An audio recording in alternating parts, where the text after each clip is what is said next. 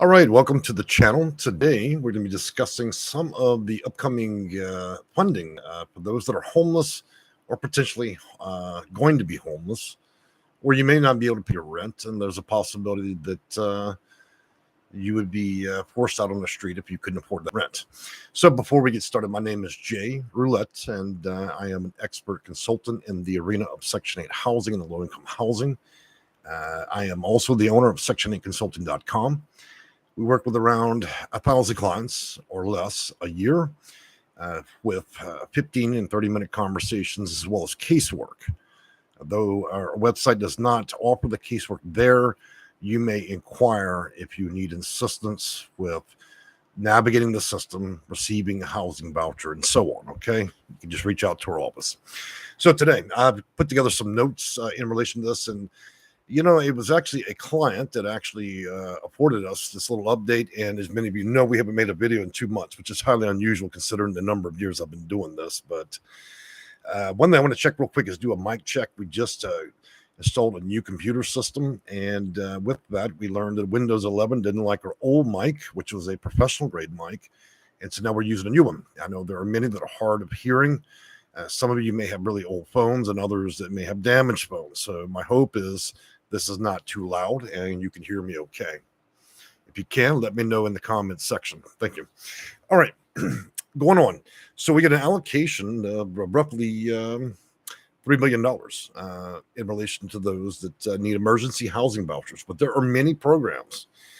So the U.S. Department of Housing and Urban Development, better known as HUD, today announced it will provide more than $3.1 billion in competitive funding. Now, that competitive funding is the $3.1 billion. Now, this is earmarked, so I don't want you guys to kind of fundamentally understand that when Congress votes and they make a budget, then that runs through Treasury. Treasury shoots the money over to HUD, which is a federal agency, and that allocation then rolls down to the state and, of course, PHAs or public housing authorities. And good morning, Brooklyn Nicole. Thank you for being the first commenter today. So, all that being said, it rolls down to the PHA, the Public Housing Authority, that it's their responsibility to disperse these funds reasonably. Now, in this case, since the funding and emergency housing vouchers, the game or the dynamic has changed, I'm going to say that in the old days, up to about 2022, emergency housing vouchers were issued essentially through programs by the Public Housing Authority. And I know a lot of you are still chasing those down through the Housing Authority, but the feds have changed that. HUD has changed it. This type of funding is now allocated through a program called Continuum of Care, which is a CES system or coordinated entry system. Now, the coordinated entry system can allocate on assessment to a client that needs this rapid rehousing, permanent supportive housing, and emergency housing voucher.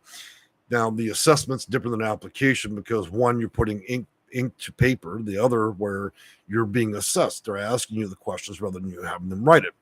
Now, the higher number of questions that they're offering, around 20, maybe 30, and the higher the points, so each correct question answered allocates a point. And the more points you have, the better chance you have to get higher and higher.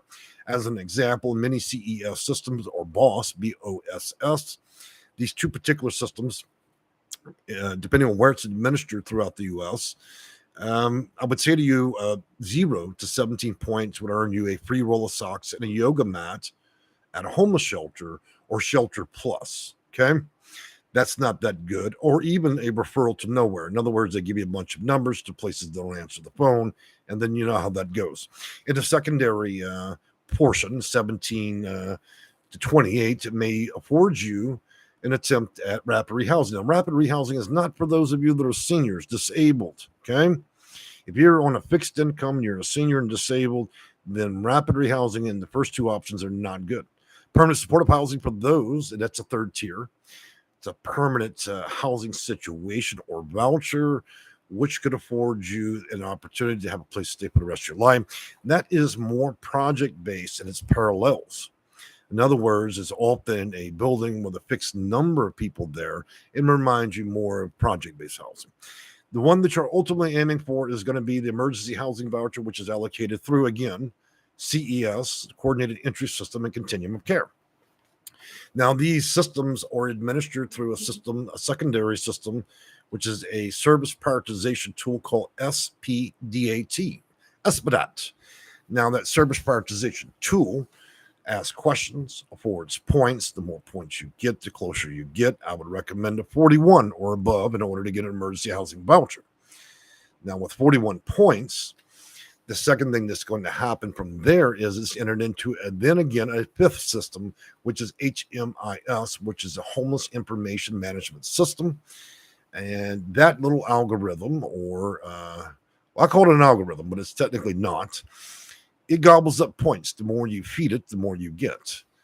Now, there are lots of things we could further discuss with this, but I think it'd be better for us to go on to the funding as I originally designed, rather than giving you an entire lesson on how to navigate this particular system. So, as I mentioned, the U.S. Department of Housing and Urban Development today announced that it will provide more than $3.1 billion competitive funding to homeless service organizations across the country for supportive services and housing programs for people experiencing homelessness.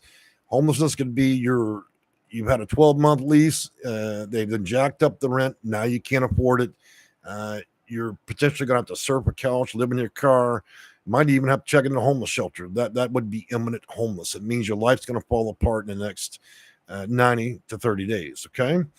So for the FY year-to-date 2023, competitive funding will be awarded through HUD's Continuum of Care program, the largest source of federal grant funding for homeless services and homeless programs serving people experiencing homelessness. Now, one thing I want most of you to get your mind out of is you do not need to be under the bridge where you've not taken a shower for a month, you have a beer in one hand and a crack pipe in the other. It does not require that. That's letting your mind go too far because of the disparaging things that the news loves to put on a wonderful show. Most people that are camping in tents typically are there because they refuse services anyways. Most homeless shelters are filled with people too fearful to become real homeless. Okay, that is the dynamic of it. And many, many more. This system is more designed to prevent homelessness. In other words, you don't need to be under a bridge, a drug addict, an alcoholic, or a fool, or a prostitute, or a gang member, okay? It just simply means this is an intervention before you absolutely screwed your life up. Now, moving on, nearly 400 continuum of care programs. That's 400. Keep in mind, you got 2,800 housing authorities, 400 COCs. And so what happens is they have roughly, HUD's going to fund approximately 7,000 points of service. In other words, that's the true number of COC. COC locations number 7,000. Now, most of this is administered through nonprofit, homeless shelters, state, Indian tribes, and tribally designated housing throughout many states and programs. It's wildly different from one state to the next, even county to county. Every COC and SPDAT or BOSS system program essentially has its own policies, but the parallels are in the questions. If you've experienced domestic violence in under 30 days and under, you're a great candidate. If you are a person that is a disabled person, you're a good candidate. If to some degree that nobody can say otherwise, that you're not sleeping in a car, you're not in a homeless shelter, you're not camping in the woods, if there's nobody in your bushes in front of your home saying nobody can prove that you're not homeless, then this could be a good candidate. If you are on your last leg with your rent and you're in an apartment, this could be a good candidate for you. And again, it does not require absolute, what we call chronic homelessness. That's a lot, isn't it? All right, so I'm going to skip some of the notes that I put in here because it's truly not that important, but it's definitely going to cover DV or domestic violence, stalking, youth, and those experience unique challenges to homelessness in rural areas where there are no buses, no ways to get around, and so on. The NOFO will provide at least $52 million in new rapid rehousing supportive services for those of you that can get yourself together and over a 3 to 1 year period and can utilize the system and then exit from it. Permanent supportive housing for those that suffer from irreparable mental health issues that require a little bit more on-property intervention and counseling. Emergency housing voucher for those that are stable, but likely in very difficult situations that would likely need this over a larger period of time, like seniors, those in wheelchairs, MS, MD, mental and physical disability. I mean, there's a wide range of considerations here. Approximately 147 million is available for competitive and non-competitive renewal and replacement of expiring youth homeless demonstration program. In other words, those you young men and girls that were adopted or put in different situations with families that aren't yours, and you're aging out of group homes, then YHDP grants would be the absolute solution for you. That would include those of you that are college students that are just getting by. Mom and dad didn't like you. They put you out on your birthday. You blew out the candles on your birthday cake and they put you out the door and said, good luck. This would be ideal for you. Okay. A lot of people call me, oh, well, this is not for me because I'm under 24. I'm only suggesting it's more difficult when there's nothing wrong with you and you're under 24. If you have challenges in place, then YHDP and Continuum of Care would be an ideal solution to pull you off that street and prevent you from wrecking your life. Okay. Ending homelessness for all persons experiencing homelessness places an emphasis on racial equality, anti-discrimination policies, and also inclusive of the gay and lesbian or GLTBQ individuals. It is a housing first program, which means that they're absolutely trying to speed through this to get it done. A lot of this can be administered from policy manual all the way to the voucher process. In the earliest at 30 days, and then often it can roll into 90, depending on the state. States that are more egregious in these policies and the greater demand would be the state of New York, the state of Florida, and then, of course, California wins all the awards for being probably the hands down the toughest state when it comes to this, but Florida definitely comes into a close second. New York's done a lot in my mind to make things better, but they don't deserve any awards when it comes to treating people badly. I think that all these programs, the process is a bit convoluted. All right, let me skip on back to these live comments. Good morning, E.L. Coleman. Now it's not. I don't know what that means. Lorraine Ramirez, I've been homeless since 2019. I'm still on a waiting list. How much longer do I wait? Well, Lorraine, I don't know much about you or your case, but I can tell you, can't think of a single client in the last 23 years that ever waited that long. So it would tell me that you likely have given unpreferential answers, or you may have not completely understood what you were getting involved in, and thus they just put you at the end of the list. Okay. Your case should have been absolved probably within 90 days. So this tells me they probably purged you. Something's going wrong, definitely. Okay. Brooklyn Nicole, yes, says. And Brooklyn Nicole, hey, question, sir. I asked about being such a college student and housing is possible to get a video about that. Yeah. So I think we're going to be covering. Oh, and we have a visitor. Now, many of you know that I am famous for me and my 30 some odd cats. Here is one. This is Bunny. Bunny was part of a group of disabled kittens from a mother that had genetic problems. Now, Bunny he's born without a tail. He has spina bifida, and he goes number one and number two without any control. So it's often a battle in the office. We take turns with paper towels, cleaning up urine and different things, including peeing down the side of his leg all the time. So yes, we even assist animals. It looks like another one of our lovely cats has caught his attention, and there'll probably be a broil here shortly in the office. So anyways, that's Mr. Bunny. We call him Bunny because he has that little cotton. He looked like a bunny when he was born and the way he runs. So for those of you that want me to stick to strictly professionalism and not talk about cats or anything preferential, please do log out, go away, and never come back, okay? I always include things that are personal in my videos, and if you're displeasured by that, then you can call 211 for a free roll of socks and a 5-minute giggle before they hang up, okay? I'm here to help people, and if people don't appreciate me and my cats, then that's just tough shit, right? All right.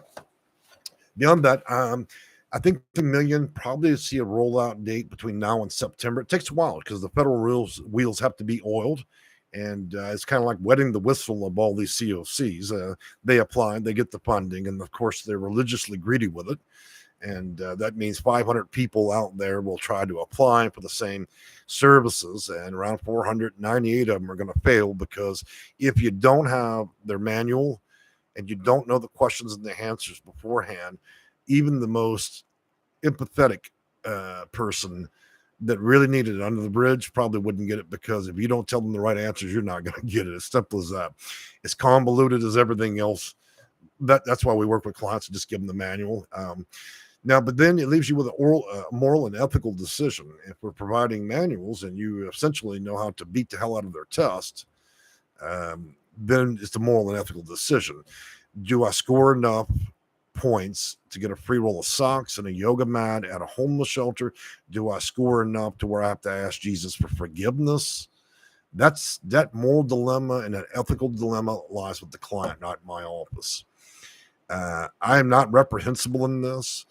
Those that receive that type of thing through consulting, it's done with consideration that I am not interested in helping anybody game the system, but many need the assistance because they have real cases. Look, we get lots of nonsense calls at our office from people that simply fundamentally think that, well, I've already won a food stamp card and I've won a welfare check. Why don't I win a HUD voucher? It's that mentality. I don't work with clients like that. If you genuinely need this, then I think that's completely appropriate. If your intent is being the welfare king of New York or California, I want to assist with that. I'll terminate cases instantly over it. I am certainly not going to engage in the deception or fraud in relation to federal programs. But for those many that need this, they've also made it a convoluted game. And sometimes the best way to play the game is you have to play to win. And to do that, you often need their manuals to do that, okay? Otherwise, you're left at the preference of the person that administers. And if that person decides, well, you know what, that lady talks too much, even though I know she scored 4 points on this question and 4 there, I'm gonna give her all zeros because I don't like her attitude, I don't like her perfume, I don't like the way he looks. She looks like trash. I don't like the color of that woman, so I'm just gonna give her all zeros and fail her. That's the kind of contentious shit you're gonna deal with when dealing with a nonprofit. Why? Because it'd be a lot like trying to train a monkey with an organ grinder to not be prejudicial. Okay, let's be honest. When you hire people and you pay them a nickel an hour, and then you tell them to administer programs like this for people, do you expect justice with that?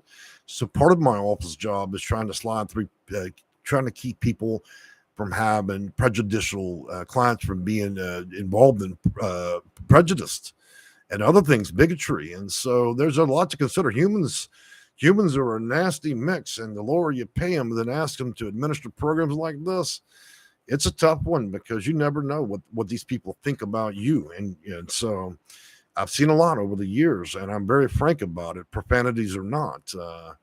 It's a deep consideration. And again, if let me ask you a question. If we look at housing authorities and they advertise we're having a lottery, when you go down to the gas station, you buy a lottery ticket, does that not imply that it's a game? When the housing authority thus tells you, hey, we're having a lottery, does it not then also apply that it's a game? And if you're going to play the game, why do most people play games? They play to win. So you determine which prize levels you want to. But my advice to you is, if you really want to play to win, I would suggest you get with somebody that knows how to win, okay? I won't toot my own horn, but I can tell you real quick, a quick Google search or anything will tell you if there's any widely known consultant in this nation, it's definitely me. I top even the bigger companies.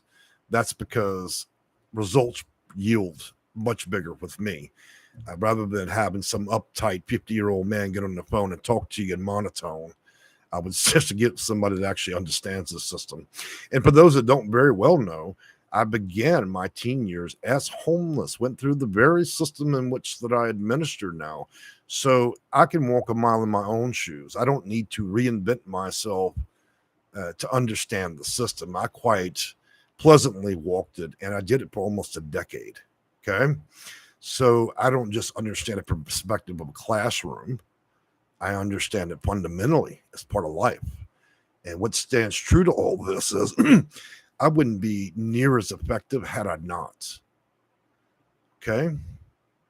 I didn't come from some nice family. So it's a tough deal, but I understand it. All right, going on to comments again. Coleman, hey, buddy. Well, thank you. Lizzie, like the name. I have a Section 8. They went up on rent 1 month and they're signing my lease. I told them they're not allowed. Tell me there was doing an annual renewal. While the renewal is done, when the renewal's done, when you get my lease. You worded that rather interesting, Lizzie. You should email my office about that because I'm not sure I can address that effectively in this video. KK Nip, interesting name, and also appears to be a member of our channel. My comments are not showing up, but they most certainly are. I see them. Guys, look, sometimes when comments don't show up, it means that YouTube's algorithm has become involved. It doesn't like what you say. Let me give you a good example. If we use the word bar stool, okay, the interpretation by the algorithm is, are they talking about a stool as in doo-doo, or are we talking about a furniture object? YouTube's algorithm can interpret words that you wouldn't even think they would interpret. In other words, you've not seen my hands move to a mouse. It ain't me. This is YouTube. If you say a particular word, it sets up their algorithm. You're cooked like a duck because they're not going to let you come back for a little bit. A few comments. So it's not me. Celia Torres, good afternoon and welcome to the channel. Lizzie, they did the same thing to me.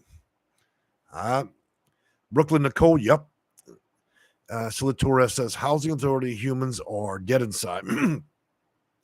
The highest turnover of jobs probably in America, besides being a Burger King worker, working as a toilet cleaner, would likely be the housing authority. We have probably a list of over 100 former and current housing authority employees that feed our company information. That includes former directors. And part of it is most workers training in a job. And the number one complaint is they're not trained at all. In other words, they went from pressing a cheeseburger button at McDonald's as a job, working at the housing authority. They're giving about 8 minutes of training, and then they become frustrated. And then, of course, there's a dual side to every sword. There's two edges to it. Just like my office, we deal with people that have a very, very deep mental issues, and the behaviors by email or on the phone would really incense you. Trust me, I deal with it all the time. And so a lot of good people turn bad, and so it's to the benefit of both that it is that way. But I would say that probably the nastiest people that I've ever really had to deal with throughout my career doing anything is the housing authority. There are some that care. There are some agencies that are run properly when they get a good person running it, but many of which do not. And there's just any lack of training. And you'll notice that if you put in things like housing authority and lawsuit, you will find over 200 results on Google. And that is because they're not only being sued by private individuals that have been screwed over, but they're also being sued by HUD for trampling people's federal rights. People at the housing authority are not federal agents. They do not work for HUD. They're not connected to HUD. You do understand that. These are just random people you could easily hire off Craigslist or off the sidewalk. They could have former life could have been a prostitute walking on 3rd Street. Now they're working at the housing authority. I haven't much respect for any of them except for the ones that actually do their job and actually have a little bit of sympathy for the people that deal with. The rest, there's a special place in hell. Brooklyn Nicole, okay, underdog. I knew I followed you for an amount of reasons. Well, thank you. Keenup, I was trying to say thank you for taking your time to help. Oh, absolutely. Lorraine Ramirez, my Section 8 expired. I went to the housing authority and I was put on the waiting list. I'm homeless. I work, so what can I do? Well, Lorraine, I can tell you what, you should reach out to our office. We'd probably get you out of that situation. If not within 30 days, possibly up to 90. But there's absolutely no reason for you to be homeless right now. That's ridiculous. Look, guys, you can run out of a homeless shelter. The people that hire to be caseworkers there, you would be better talking to a child that just got a certificate out of a bubblegum machine than dealing with a caseworker at a housing authority. Look, those people don't know anything. They're glad if your fingers are completely been or broke. They will help you put in your name, your phone number, your address, and your email. That is the extent of their ability to get you housing. They will sell you fantasies and dreams. And look, as long as the homeless shelter receives federal dollars to keep you there, there's no interest in actually getting you housing. And when those federal dollars run out in about 30 days or 90 days of you being in that shelter, then they'll just simply kick you out for all kinds of wild reasons. And the caseworkers that are there, they probably hate you more than the people that do it to housing authority. A lot of them have no training, no formal background, anything. And they have a lot of attitude. So I would recommend not using homeless shelter caseworkers, because you would be better hiring a party clown that does parties for small children to get you housing than dealing with the people that technically run the madhouse, which is most homeless shelters. And again, there are private ones that are really good, but that's private ones. But most of the rest of them I don't really care for. Lee McKenzie, I'm in California. I have a chronic asthma and currently homeless. How do I get emergency funding? You would get that through the Continuum of Care or the CES system. If you're unsure how to do that, or you have no experience with that, you might want to reach out to our office. Donna D, hello. I have a friend who's 69 years old, so almost 70. Bad arthritis. She's on SSI 600, lives with family, but lately had many problems with family. She's qualified for Section 8 in Hackettstown, New Jersey. Well, at that age, and with the consideration of a few of those things, then she has a good opportunity. And look, the housing authority is not the only place that issues vouchers, Donna, and there are some solutions out there where she can likely get it somewhere between 4 to 6 months, maybe in a couple of months. It really depends. There's a lot of things that have to be ascertained about cases of whether or not we can see whether there's preferences in place. And but there's definitely a way for her to exit that. It can also be Medicare sponsored programs as well. Lizzie that says, the homeless shelter that I was in, they stole Christmas presents that was donated. It's disgusting. Well, let me tell you a little known factor about homeless shelters. Besides the executive people that hide their offices in the back of the homeless shelter, the rest of the people that staff there are former drug addicts, prostitutes, gang members, and so on. So you have the lunatic running the madhouse. The people that answer the phones are usually former homeless people that are already angry, bitter, and with no future. Now they're in charge of basically being the face or the mouth of the housing authority. Many people that manage the inside of the building are former prisoners and other things like that. They've graduated from the Mickey Mouse program in the shelter, and now they're managing the building. So you see how badly all that goes. There's only a few people with formal educations that at the accounting level or the executive level, the housing authority, but those people rarely come out of their plush air-conditioned office. Their job is to do the numbers to make sure that the investment goes well, that enough federal dollars continue to leather the couch, that the chandelier is still polished in there, and they don't really want to be bothered with all the dirty people in the lobby. That's just a reality of homeless shelter because they're for profit. They may be non-profit, but they are a business. Everything donated to homeless shelters will likely end up in their private thrift stores at a premium. And then anything they weed out, like trash, clothes, and garbage, that will be what the homeless people receive, not the Gucci shoes and other things that were donated. But the trash will be bagged up in a garbage bag, thrown in a closet for you to pick through the trash. That is how homeless shelters operate, most of them. How do I know this? You do a 10-year run across about 17 states being homeless. You stay at a bunch of homeless shelters. You start to learn the internal mechanism. And then if you actually had the luxury of finding one of their director's manuals, you'll just see how nasty of an operation it really is. So it's tough, and many will disagree, and people that probably run housing authorities will come jump in the cellar, want to defend themselves, but that's the reality we face, and sometimes it's hard to swallow. You know, we like to spend billions more on social wars and social pot filling programs and building warships for wars that are not in our country, and we can all agree to disagree there. But the thing about it is, we spend far more money fixing sewer pipes than we do trying to help our own American people. And sadly, most of the people that need this are disabled. They are veterans, but yet we call it a social program across party lines. You know, I serve an even amount of Democrats and Republicans, but here we are with it, right? It's Social Security, that check, that's a social program. Why? Anything you pay taxes into is social. But we live in a convoluted world where the rich get to make all the decisions. So people like yourself and myself, my job is to be really good at what I do. Because if we're going to put out and have people applying for something that's rigged, then my job should be to unrig it for my clients. And I quite exceptionally do that. Well, guys, I've enjoyed talking with you, and it appears I've talked enough monotone that I put little Bunny there to sleep. So I hope y'all have enjoyed my opinions, which can be rather strong.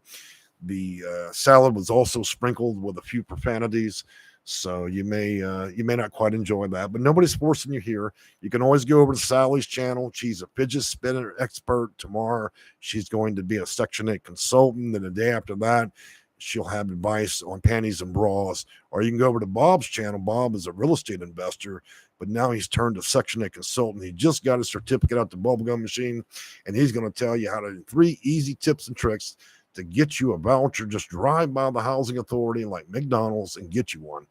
Most of the people, in fact, I have not been able to verify any of these other channels having any federal credentials to make any of these videos, but they go out and give advice to pretty much destroy people's lives. That being said, guys, I've had fun, and you know what? We're going to come back. We're going to do this again tomorrow because I think we need to talk about what the summer holds. And I'm going to educate you further, and we're going to take an in-depth look at some of these people's manuals. Now, I'm sure that I'm going to get a few letters from attorneys around the nation that would prefer that I not publish these manuals. But hey, you know, tough shit. My job is to get people what they need, not worry about whether or not I've offended the intelligence of a shit show, of a shelter, or a housing authority or program. Anytime you're a public agency, it means that you are open to the discretion of the public, which means you can be compelled. And when my office compels you with an attorney, you will turn over those manuals. And when I have them, then it's game and match. All right, guys, have a wonderful day.